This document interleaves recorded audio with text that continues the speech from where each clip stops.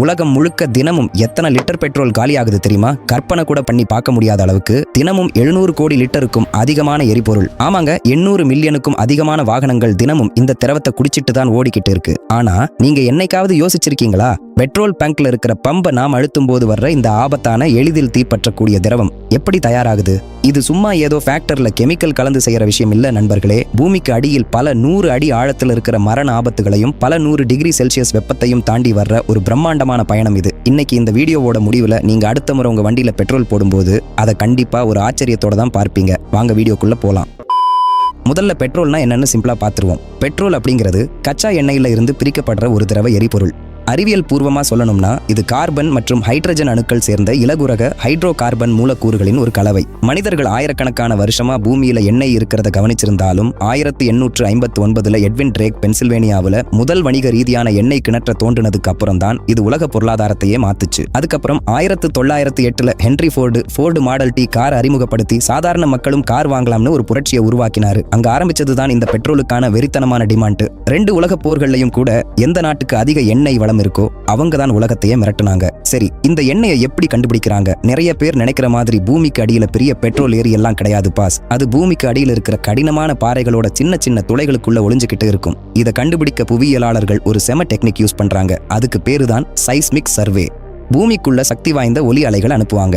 அந்த அலைகள் உள்ள இருக்கிற வெவ்வேறு பாறை அடுக்குகள்ல மோதி திரும்ப வரும். அதை சென்சார்கள் மூலமா ரெக்கார்ட் பண்ணி கம்ப்யூட்டர்ல ஒரு 3D மேப் ரெடி பண்ணுவாங்க. சுருக்கமா சொல்லணும்னா நம்ம உடம்புக்கு MRI ஸ்கேன் எடுக்கிற மாதிரி பூமிக்கே ஒரு MRI ஸ்கேன் எடுத்து உள்ள எண்ணெய் எங்க இருக்குன்னு அக்யூரேட்டா கண்டுபிடிச்சிருவாங்க. இடம் உறுதியானதும் ஆரம்பிக்குது அகழ்வாராய்ச்சி. ஆனா இந்த ட்ரில்லிங் சாதாரண விஷயம் இல்ல. மணற்பாறை, ஷேல், கிரானைட்னு ஏகப்பட்ட கடினமான பாறைகளை உடைச்சுக்கிட்டு உள்ள போகணும். இதோட ஒரு குழாயோட நீளமே 33 அடி இருக்கும்.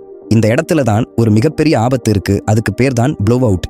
பூமிக்கு அடியில் இருக்கிற அதீத அழுத்தம் காரணமா எண்ணெய் திடீர்னு எரிமலையோட லாவா மாதிரி பயங்கர வேகத்துல மேல வெடிச்சு சிதறும். இதை தடுக்கவும் ட்ரில்லிங் மெஷின் சூடாகி உடையாமல் இருக்கவும் ட்ரில்லிங் மட் அப்படின்னு ஒரு ஸ்பெஷல் திரவத்தை தொடர்ந்து உள்ள அனுப்பிட்டே இருப்பாங்க. ஒரு வழியா எண்ணெயை தொட்டதும் ஆரம்பத்துல இருக்கிற பிரஷர்ல எண்ணெய் அதுவாவே மேல வரும். பிரஷர் குறையும் போது நீங்க படத்துல எல்லாம் பார்த்திருப்பீங்களே, ஒரு கொக்கு மாதிரி மெஷின் தலை ஆட்டிக்கிட்டே இருக்கும். அதுக்கு பேரு பம்ப ஜாக். அது ஒரு இன்ஜெக்ஷன் சிரிஞ்சு மாதிரி எண்ணெய் பூமிக்கு அடியில இருந்து உறிஞ்சி மேல கொண்டு வரும். இப்படி எடுக்கப்படுற கச்சா எண்ணெய் பைப்லைன்கள் மூலமா நூற்றுக்கணக்கான மைல்கள் தாண்டி சுத்திகரிப்பு நிலையங்களுக்கு வருது. அங்க வச்சு அதுல இருக்கிற தேவையில்லாத கேஸ்கள் பிரிக்கப்படுது. இப்பதான் இந்த கதையோட மிக முக்கியமான பகுதிக்கு வரும். அதுதான் டிஸ்டிலேஷன் டவர், அதாவது வடித்தல் கோபுரம்.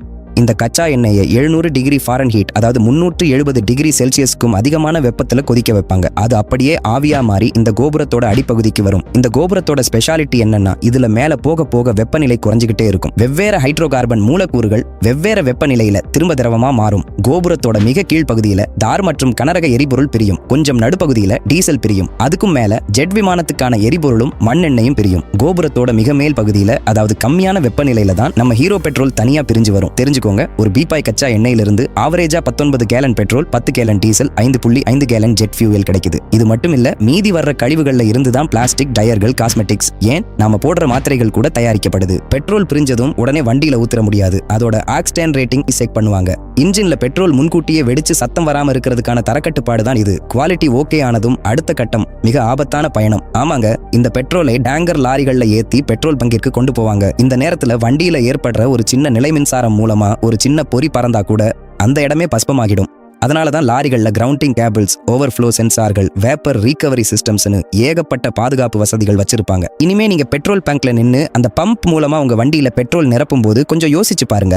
அந்த பெட்ரோல் பூமிக்கு அடியில பல 100 அடி ஆழத்துல இருந்து வெளியே வந்து நூற்றுக்கணக்கான மைல்கள் டிராவல் பண்ணி 370 டிகிரி வெப்பத்துல வந்து ஏகப்பட்ட கெமிக்கல் டெஸ்ட்டுகளை பாஸ் பண்ணி பல ஆபத்துகளை கடந்துதான் உங்க வண்டி டேங்குக்குள்ள வந்து சேருது. இந்த சுவாரஸ்யமான பயணம் உங்களுக்கு பிடிச்சிருந்தா உடனே அந்த லைக் பட்டனை தட்டிடுங்க. உங்க ஃப்ரெண்ட்ஸுக்கும் இந்த வீடியோவை ஷேர் பண்ணுங்க. பெட்ரோல் பத்தின உங்க கருத்துக்களை கீழே கமெண்ட் பண்ணுங்க. இதே மாதிரி இன்னும் பல ஆச்சரியமான வீடியோக்களுக்கு நம்ம சேனலை சப்ஸ்கிரைப் பண்ண மறந்துடாதீங்க. அடுத்த வீடியோல சந்திப்போம்.